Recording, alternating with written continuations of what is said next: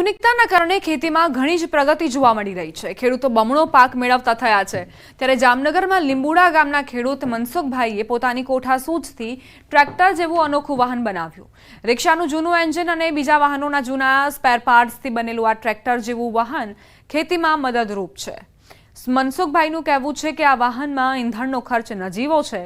એક બળદની જોડી જેવું આ વાહન કામ આપે છે। આ વાહન ખેતરના ચાસની અંદર આસાનીથી પાકને નુકસાન કર્યા વગર ખેતી કરવામાં ઉપયોગી નીવડે છે। ત્યારે અન્ય ખેડૂતો પણ આ વાહનની ઉપયોગિતા જોઈ મનસુખભાઈની સરાહના કરી રહ્યા છે। અમને એવી કુદરતી પ્રેરણા મળી કે આપણે કંઈક નવીન કંઈક કરીએ એમ। લગભગ 40-45 હજાર રૂપિયા જેવો ખર્ચ થઈ ગયો છે અને કદાચ 50-60 હજારની આસપાસ તૈયાર થઈ જશે। ઘણો ફરક છે સાહેબ। હવે એ મોટા ટ્રેક્ટરમાં તો કદાચ સાંજે 1500-2000 રૂપિયાનો ખોરાક જોઈએ છે, આમાં 300 રૂપિયાની ટાંકી ભરી દો તો સાંજે 25-30 વીઘાનું હાથી આરામથી હાલી શકે અને એક બળદની જોડ જેટલું કામ દે છે। પણ એની બુદ્ધિ પ્રમાણે નોખે નોખું અલગ અલગ વસ્તુ કરી બધેથી ગોતી બનાવ્યું છે અને આ આતાણે વખેડવા બાબતમાં બહુ સારું કામ કરે છે। એટલે કોઈ વસ્તુ શક્ય નથી એવું બને જ નહીં। મોટા ટ્રેક્ટરમાં ડીઝલનું વેરિયન્ટ જ બહુ વધારે આવતું અને આ અમારે 300 રૂપિયામાં હાંજ સુધી મજૂર છે ને ગમે એમ હાકે ને તોય ખૂટાડતા નથી। એટલે આમાં અમને સારો એવો ફાયદો મળી ગયો છે। ખૂબ ખૂબ આભાર। આજના આધુનિક યુગમાં કોઠાસૂઝથી ખેડૂત દ્વારા અવનવા આવિષ્કાર કરવામાં આવે છે। ત્યારે જામનગર જિલ્લાના જોડિયા પંથકમાં આવેલા લીંબુડા ગામે સૂઝબૂઝથી ખેડૂત દ્વારા જે મિની ટ્રેક્ટર છે તે બનાવવામાં આવ્યું છે। જે પ્રકારના દ્રશ્ય આપ જોઈ રહ્યા છો, હાલ જે ખેડૂત છે તે ખેડૂત દ્વારા વેસ્ટમાંથી બેસ્ટ બનાવવાનો પ્રયત્ન કરવામાં આવ્યો છે। જે આ ટ્રેક્ટર પ્રકારનું એક આ અનોખું સાધન બનાવવામાં આવ્યું છે, જેમાં રિક્ષાનું જે એન્જિન છે અને મારુતિનું ગેરબોક્સ લઈ અને ખેતી માટે એક અનોખું ટ્રેક્ટર બનાવવામાં આવ્યું છે। હાલ આ ટ્રેક્ટર ચાલી રહ્યું છે। જે પ્રકારે 40-45 હજારના ખર્ચામાં આ ખેડૂતે એક નવો જ આવિષ્કાર કર્યો છે ને જામનગરના ખેડૂતે આજના આધુનિક યુગમાં એક અનોખું ટ્રેક્ટર બનાવ્યું છે। કેમેરામેન મનસુખ રામોલિયાની સાથે કિંજલ કારસરિયા, ન્યૂઝ 18 ગુજરાતી, જોડિયા, જામનગર। અમદાવાદમાં નિર્ભયા સેફ સિટી પ્રોજેક્ટ હેઠળ 205 ઇમરજન્સી કોલ બોક્સ લગાવાયા। કોલ બોક્સમાં જેનું બટન દબાવતા જ પોલીસ મદદ માટે પહોંચી જશે। આ કોલ બોક્સ શહેરના ગુજરાત યુનિવર્સિટી, સિંધુ ભવન રોડ અને સેટેલાઇટ સહિતના વિસ્તારોમાં કાર્યરત થયા છે। અત્યાર સુધીમાં 167 કોલ બોક્સ કાર્યરત થયા છે। અન્ય બોક્સ ટૂંક સમયમાં કાર્યરત થશે। આ અંગે માયાબેન નામના વિદ્યાર્થીનું કહેવું છે કે આ કોલ બોક્સ કોઈપણ ઇમરજન્સી સમયે મદદરૂપ સાબિત થશે। અમને આવી સુવિધા બદલ અમે ગુજરાત પોલીસ અને ગુજરાત સરકારના ખૂબ આભારી છીએ।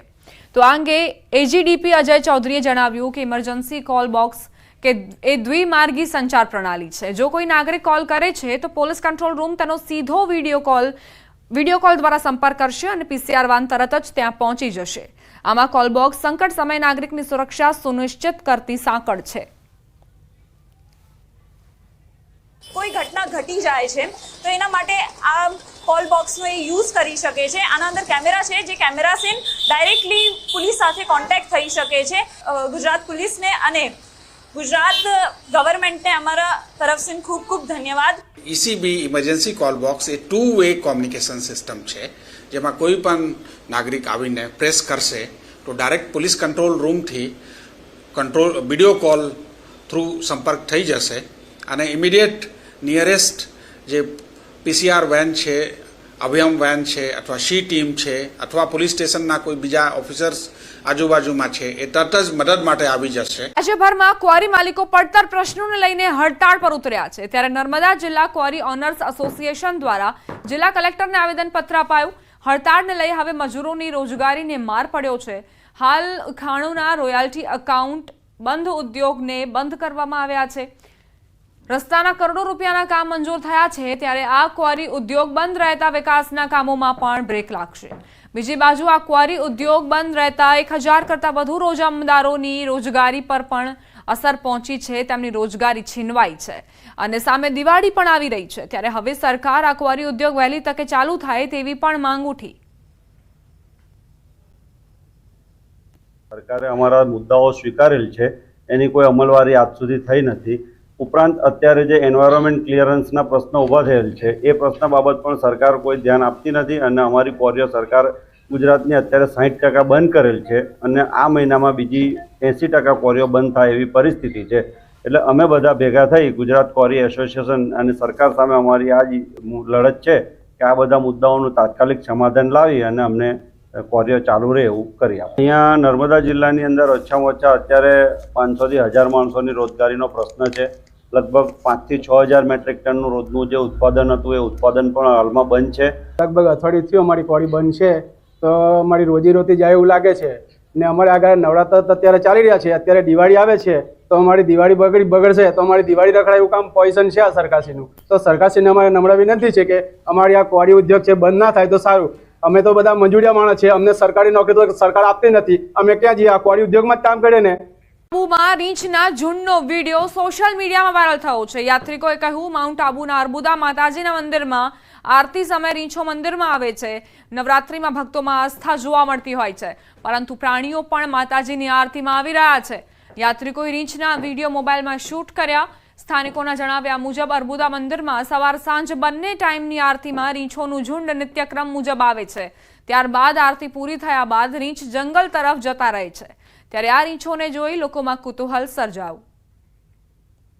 માતાજીની આરતીના સમય દરમિયાન આ રીંછ પણ આવે છે. જાણે કે નવરાત્રિના આ પાવન પર્વમાં રીંછો પણ સહભાગી થાય છે, માતાજીની આરતી અને દર્શનનો લાભ લે છે અને ત્યારબાદ જંગલ તરફ જતા રહે છે. આજના મોટી વાલઝર ગામે દીપડો પાંજરે પુરાયો. 10 દિવસમાં 3 લોકો પર હુમલો કરનાર એક દીપડી મળીને 2 દીપડા પાંજરે પુરાયા. દીપડાઓ તાજેતરમાં 2 બાળકી અને એક યુવાન પર હુમલો કરી ચૂક્યા હતા. મોટી વાલઝર ગામે શિકારની શોધમાં આવેલ 2 દીપડા ગત રાત્રે પાંજરે પુરાતા લોકોએ રાહતનો શ્વાસ લીધો. વન વિભાગે હજુ પણ દીપડાની શોધખોળ હાથ ધરી. સુરત એસઓજી પોલીસને વધુ એક સફળતા મળી. એસઓજીએ અનંતનાગ જિલ્લામાંથી ડ્રગ્સ માફિયાને ઝડપી પાડ્યો. એસઓજીએ આરોપી નિશાર અહેમદને ઝડપી પાડ્યો. નિશાર અહેમદ 19 વર્ષથી વોન્ટેડ હતો, જેની અનંતનાગ જિલ્લામાંથી ધરપકડ કરાઈ. આરોપી પાકિસ્તાન અને અફઘાનિસ્તાનથી હાઈ પ્યોરિફાઈડ ડ્રગ્સ લાવતો હતો. વર્ષ 2006માં સુરતમાં 10 કિલો ડ્રગ્સ વેચાણ માટે આપ્યું હતું. મહિધરપુરા પોલીસ મથકમાં આરોપી નિશાર અહેમદ સામે ગુનો નોંધાયો હતો. આરોપી અનંતનાગથી પોલીસને ચકમો આપી ભાગી છૂટ્યો હતો.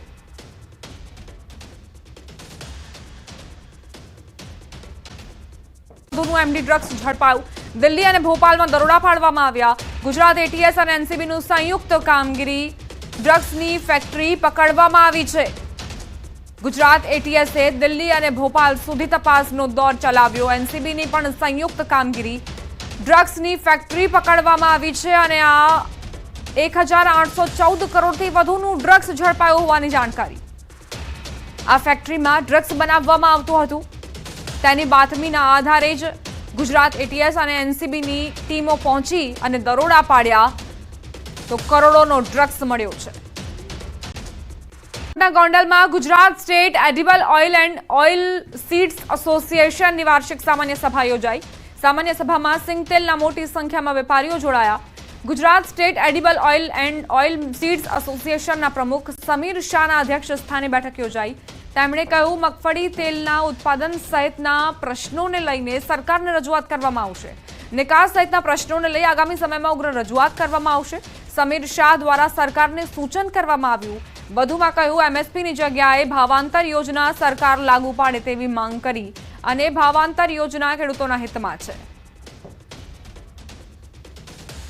એ મગફળીના નિકાલ યોગ્ય રીતે થઈ જાય અને ખેડૂતોને મગફળીના ભાવ સારા આવે કે જેને કારણે મગફળી વાવવા માટે એમનો ઉત્સાહ બરકરાર રહે, એટલા માટે શિંગદાણા અને મગફળીના તેલ શિંગતેલનો વપરાશ વધે એવા પ્રયત્ન કરવા જોઈએ કે જેનાથી આ માલનો યોગ્ય રીતે નિકાલ થઈ જાય. રાષ્ટ્રીય શૈક્ષિક મહાસંઘની બેઠક મળી હતી. પ્રવક્તા મંત્રી ઋષિકેશ પટેલના નિવાસસ્થાને બેઠક મળી હતી. કેબિનેટ બેઠક પહેલા શૈક્ષિક મહાસંઘની બેઠક મળી, જેમાં ઓલ્ડ પેન્શન સ્કીમ, 7મો પગાર પંચ સહિતના મુખ્ય 9 પ્રશ્નો અંગે બેઠકમાં ચર્ચા કરવામાં આવી, જેમાં 4 મુદ્દે હકારાત્મક નિર્ણય આવી શકે છે.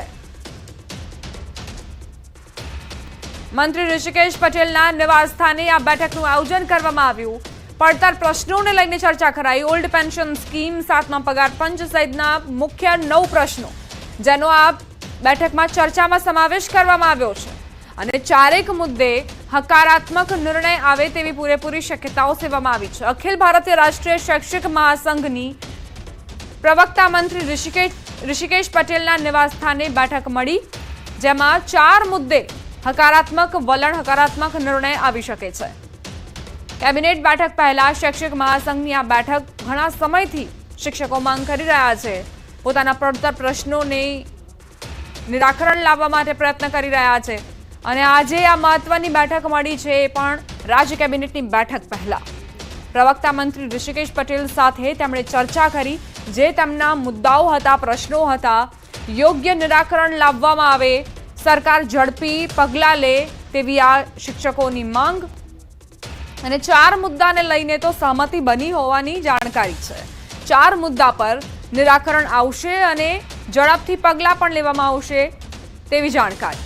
9 પ્રશ્નોને લઈને, મુખ્ય 9 પ્રશ્નો છે, તેને લઈને આ રજૂઆત કરવામાં આવી છે બેઠકમાં.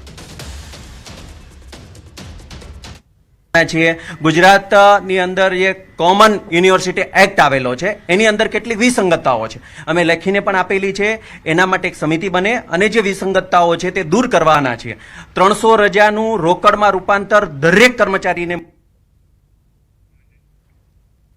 તો કોમન યુનિવર્સિટી એક્ટમાં વિસંગતતાઓને લઈને પણ રજૂઆત કરવામાં આવી છે.